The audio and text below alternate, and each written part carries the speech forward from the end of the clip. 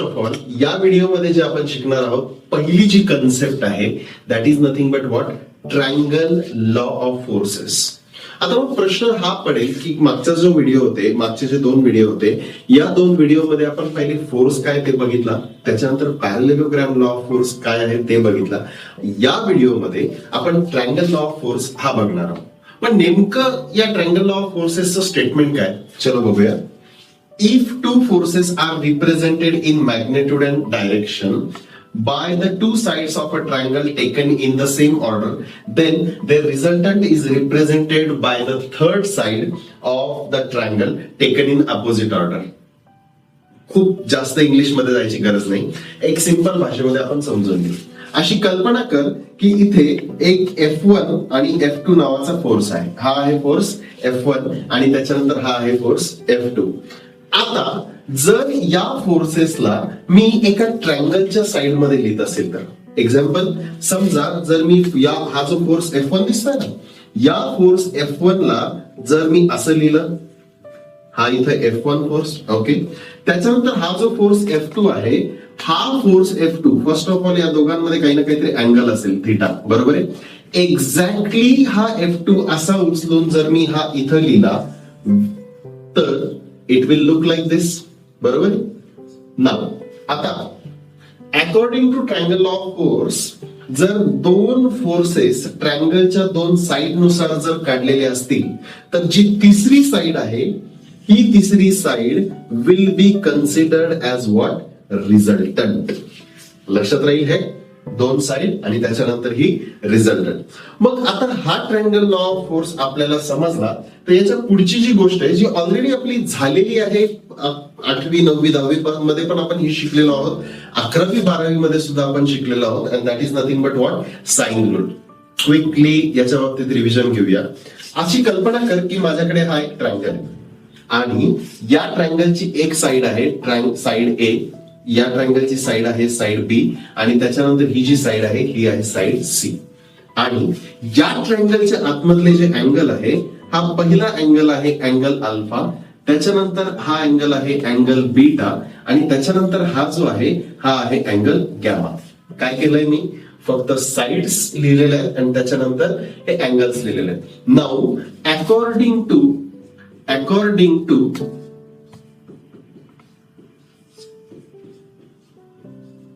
Sign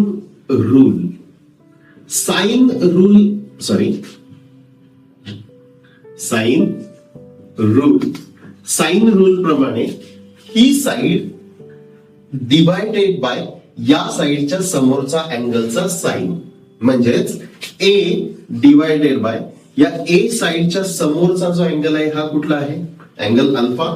so can I say sine of alpha? Yes.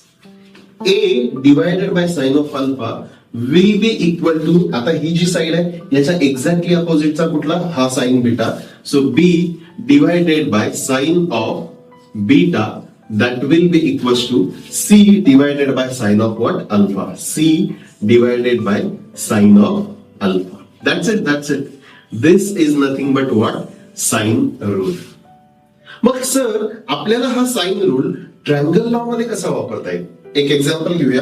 समजा माझ्याकडे आहे हा फोर्स F1 आणि त्याच्यानंतर हा फोर्स आहे जसं मी मागे काढला होता हा फोर्स आहे F2 आणि त्याच्यानंतर हा जो आहे हा काय तयार झालेला आहे त्यांचा रिझल्टंट. लक्षात राहू दे, रिझल्टंट म्हणजे फक्त F1 आणि F2 ची ऍडिशन नाही, रिझल्टंट म्हणजे F1 आणि F2 या दोघांचा असलेला कंबाईन इफेक्ट.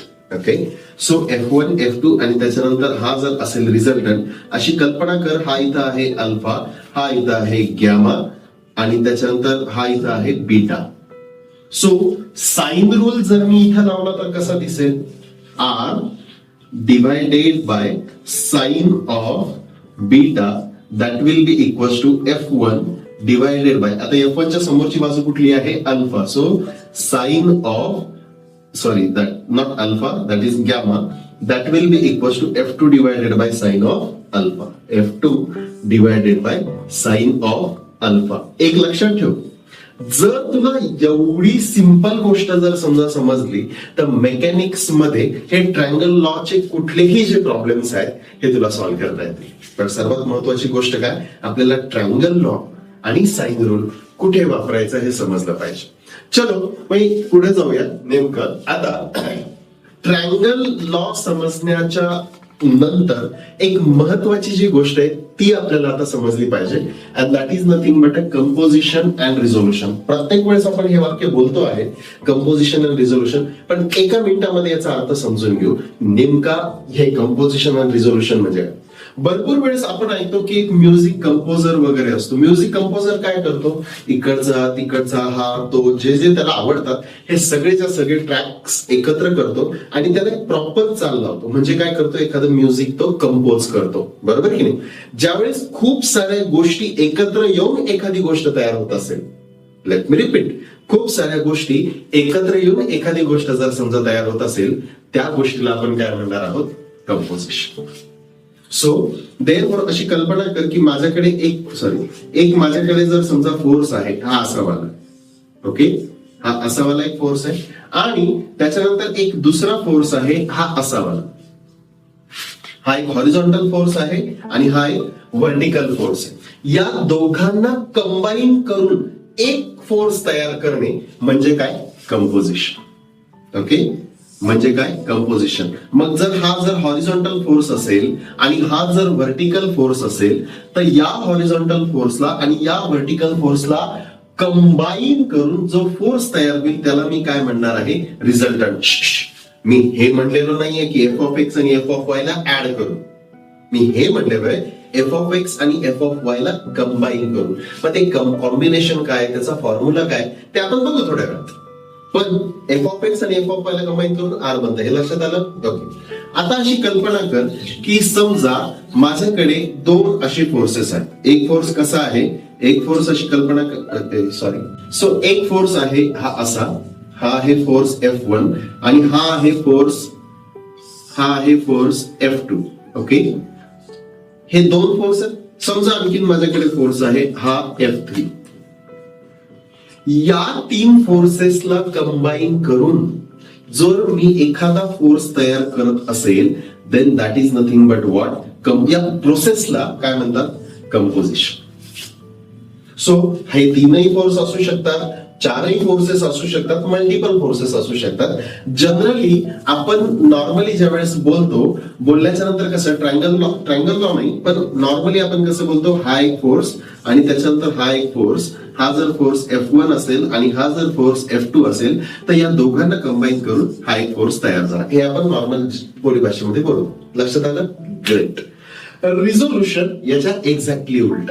म्हणजे जर माझ्याकडे एखादा फोर्स ऑलरेडी दिलेला असेल, लेट से हा काय आहे माझा रिझल्टंट आर, एखादा फोर्स दिला, रिझल्टंट म्हणून नाही, हा काहीतरी फोर्स दिला आणि याची मला आता काय करायचे, तुकडे करायचे. तुकडे म्हणजे काय, याला विभागायचे. तुकडे म्हणजे अर्धे अर्धे तुकडे नाही, याला विभागायचंय. कसं, तर याला मी दोन कंपोनेंट्स मध्ये रिझॉल्व्ह करू शकतो, एक हॉरिझॉन्टल आणि एक व्हर्टिकल. कसं, एका फोर्सला दोन भागामध्ये विभागणं याला काय म्हणतात, रिझोल्युशन. याच्या एक्झॅक्टली उलट. आता या दोघांमध्ये 90 डिग्रीचा अँगल असेल का सर, यस असेल. किंवा समजा मला 90 डिग्रीचा अँगल ठेवायचा नाहीये, एक रिझल्टंट आहे असा काहीतरी, एक काहीतरी असा फोर्स आहे, हा असा काहीतरी फोर्स आहे आणि या फोर्सला मला रिझॉल्व्ह करायचंय असं आणि असं. मी करू शकतो का, हो करू शकतो.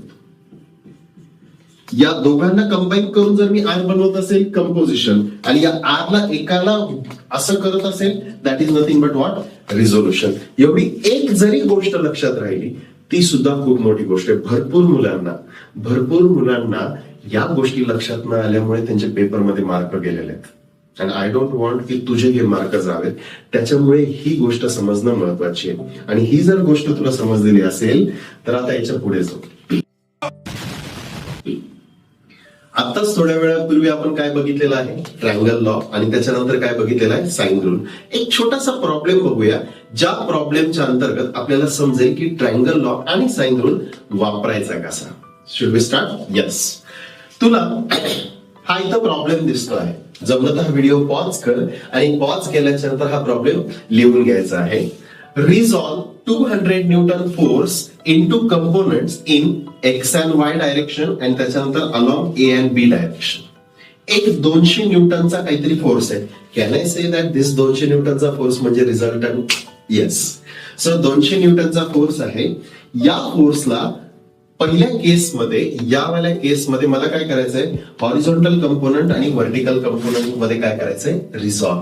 आणि दुसरं, याच 200 न्यूटनच्या फोर्सला मला या साइडवर, ए साइडवर आणि बी साइडवर, याच्यावर पण रिझॉल्व करायचं. ओके, तर पहिले आपण पहिली केस घेऊ. अलॉंग एक्स अँड वाय, हा एक्स आहे आणि हा वाय आहे, याच्यावर जर समजा रिझॉल्व करायचं तर काय करू, थोडस मागे जाऊया. आता अशी कल्पना कर की माझ्याकडे हा रिझल्टंट आहे आणि या रिझल्टंटला मला जर हॉरिझॉन्टल आणि व्हर्टिकल या दोन कंपोनंट मध्ये जर समजा डिवाइड करायचं किंवा रिझॉल्व करायचं आहे, हा हे रिझल्टंट आणि हा जर दिलेला असेल थीटा, तर हा जो एफ ऑफ एक्स असतो ना, या एफ ऑफ एक्स ला म्हणतात आर कॉस ऑफ थीटा. हे आपण पुढे बघणारच आहोत. फक्त या क्षणासाठी आणि या प्रॉब्लेमसाठी एवढं फक्त लक्षात ठेवा. आर कॉस थीटा म्हणजे काय, या थीटाच्या जवळचा जो फोर्स असतो त्याला काय म्हणतो आपण, आर कॉस थीटा. आणि हा आर आणि कॉस ऑफ थीटा. आणि त्याच्यानंतर एफ ऑफ वाय जो असतो त्याला काय म्हणतो, हा R into sine of theta. एवढं लक्षात राहील? ग्रेट. आता जाऊया पुढे. हा 200 न्यूटनचा फोर्स आहे. हा 200 न्यूटनचा जर मी फोर्स इथं काढला, हा 200 न्यूटनचा फोर्स इथे आहे दिलेला, सॉरी चुकलं. ओके, हा इथे आहे परत. हा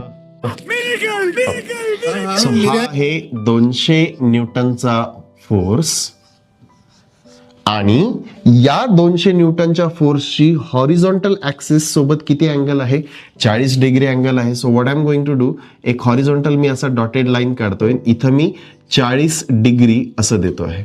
ओके, सो हे 40 डिग्री दिल्याच्या नंतर माझं रिझोल्युशन कसं होईल 200चं, दिस विल बी 200 इंटू, आता हा थीटा इथं दिलेला आहे ना, सो 200 कॉस ऑफ 40 आणि त्याच्यानंतर हा जो असणार आहे this will B 200 sign of 40. हे लक्षात येत आहे. हॉरिझॉन्टल मध्ये किती, 200 कॉस 40. हे अलॉंग कुठली डायरेक्शन, एक्स डायरेक्शन. आणि हा वाला जो असेल that will B along Y direction. So इथं मी लिहू शकतो 200 कॉस 40, 200. सो याला जर दुसऱ्या भाषेत लिहायचं झालं, along x direction, along x direction हा किती येणार आहे, this will be equal to 200 cos of 40. तुझ्या जर कॅल्क्युलेटर असेल तर या कॅल्क्युलेटरने याची व्हॅल्यू काय करायची आहे, कॅल्क्युलेट करायची आहे. आणि याच्या समोर काय लिहिणार आहेस तू, न्यूटन. हे कुठलं, अलॉंग एक्स डायरेक्शन. आणि अलॉंग वाय डायरेक्शन जर मी इथंच लिहितो आता, अलॉंग वाय डायरेक्शन. सो याची व्हॅल्यू किती असणार आहे, 200 साइन ऑफ 40. याला कॅल्क्युलेट करायचं आणि कॅल्क्युलेट केल्याच्या नंतर याची जी व्हॅल्यू आहे ती वहीमध्ये लिहायची. इथं जागा नाही म्हणून मी इथं असं करून ठेवलेलं आहे. But you understood this. X direction मध्ये काय असणार आहे, कॉस 40. वाय डायरेक्शन मध्ये काय असणार आहे, साइन 40. हे जर पूर्णपणे नसेल जरी समजलं तरी आपले जे पुढचे, आपण जसं जसं या व्हिडिओमध्ये पुढे जाणार आहोत तसं तसं तुला हे व्यवस्थित समजायला लागेल. ओके, सो आता आपल्याला आतापर्यंत आपण काय केलं, अलॉंग एक्स अँड वाय मध्ये आपण हा जो काही फोर्स आहे या फोर्सला रिझॉल्व केलेला आहे. आता आपल्याला काय करायचंय की जो 200 न्यूटनचा फोर्स आहे, या 200 न्यूटनच्या फोर्सला ए आणि बी ह्या ज्या दोन लाईन्स दिलेल्या आहेत ना, या लाईन्सवर रिझॉल्व करायचं. रिझॉल्व करायचं म्हणजे काय, या 200 न्यूटनचा इफेक्ट या ए जी लाईन आहे या ए लाईनवर किती येईल आणि बी लाईनवर किती येईल हे आपल्याला प्लॉट करायचं. ओके, आता अशी कल्पना कर, हा जो 200 न्यूटनचा जो फोर्स आहे, हा 200 न्यूटनचा फोर्स मी इथं ड्रॉ करतोय. सो इथं मी काय म्हणतो आहे, दिस इज 200 न्यूटन. ओके, त्याच्यानंतर या 200 न्यूटनचा जो कंपोनंट आहे ए वाला, हा एफ ए म्हणून इथं लिहितोय. हा काय असणार आहे माझा F A. So but obviously हा 200 न्यूटन आणि हा ए कंपोनंट. याच्यामध्ये अँगल किती आहे 30 डिग्रीचा. इथं मी लिहू 30 डिग्री. येस, इथं मी किती लिहिणार आहे 30 डिग्रीज. आता हा 200 न्यूटनचा फोर्स आणि त्याच्यानंतर हा बी दिसतो आहे. याला 200 न्यूटनचा जर मी फोर्स असा लिहित असेल तर हा जो बी आहे तो माझा असा काहीतरी येऊन जाईल, बरोबर. आणि या 200 न्यूटन अँड या बी मध्ये अँगल कितीचा असणार आहे नीट बघ. 200 न्यूटनचा फोर्स 40 आणि 30 टोटल किती असणार आहे 70 डिग्रीज. 70 डिग्रीचा अँगल हा इथं तयार झाला, राईट. अशी कल्पना कर की हा जो एफ बी आहे याची डॉटेड लाईन मी अशी समोरपर्यंत काढलेली आहे आणि एक्झॅक्टली याला पॅरलल लाईन इथं दिलेली आहे. हा जो फोर्स एफ ए आहे या एफ ए ला सुद्धा पॅरलल लाईन मी कुठे दिलेली आहे इथे. आता काय झालं, जर हा अँगल 30 डिग्री आहे तर हा पण अँगल काय असणार आहे माझा 30 डिग्री. नीट बघ, जर ही लाईन आणि ही लाईन एकमेकांना पॅरलल आहे आणि मधून जर एक लाईन ड्रॉ केलेली आहे, so therefore these are nothing but what alternate angles. हा किती येऊन जाईल 30 डिग्री, हा असेल 70 डिग्री. ट्रायंगलच्या इंटरनल अँगल्सची बेरीज किती असते नीट बघ. जर हा 70 असेल, हा 30 असेल, सो टोटल किती झाले 100. 180 मायनस 100 राहिले किती 80 डिग्री. म्हणजे हा अँगल किती असणार आहे, हा असेल 80 डिग्री.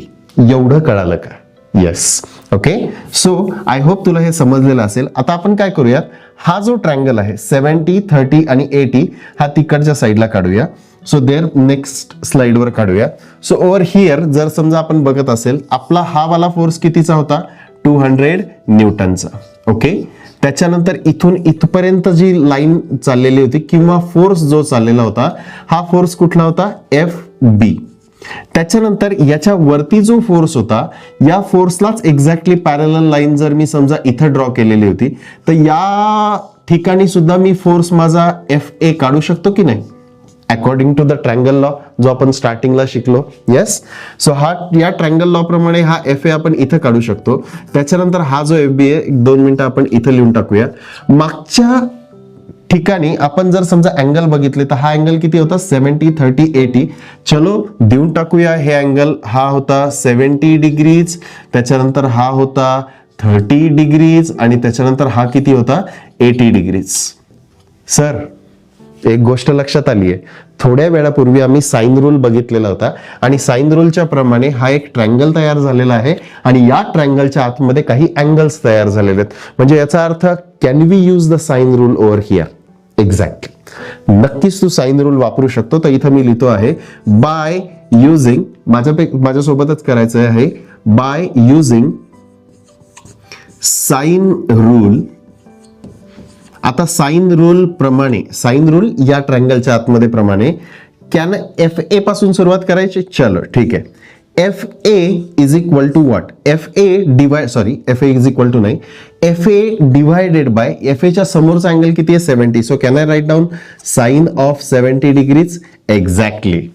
ओके, त्याच्यानंतर F B will be equal to,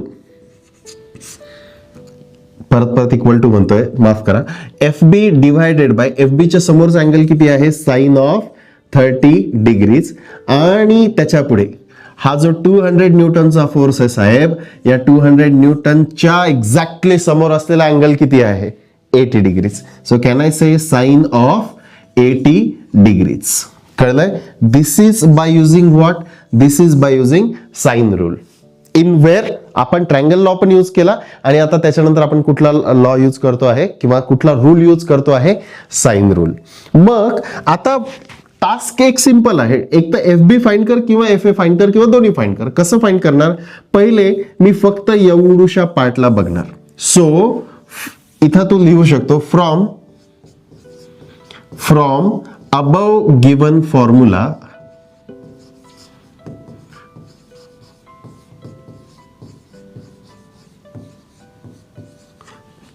can I say F B divided by sine of, काय होतं F B divided by sine of 30 that will be equals to 200 divided by sine of 80. बरोबर. So जर हे relation असेल, मला कशाची value unknown आहे, but obviously F B ची. So let's calculate F B with each other. So F B ची value जर समजा आपल्याला कॅल्क्युलेट करायची असेल, so this will be equals to 200 multiplied by sine of 30 divided by sine of what 80. आली आहे F B ची व्हॅल्यू. चलो माझ्यासोबत तू सुद्धा कॅल्क्युलेट करायची आहे. लक्षात राहू द्या, कॅल्क्युलेटरवर करताना every single time you have to use the bracket. So let me write down 200 multiplied by sine 30 divided by sine of 80.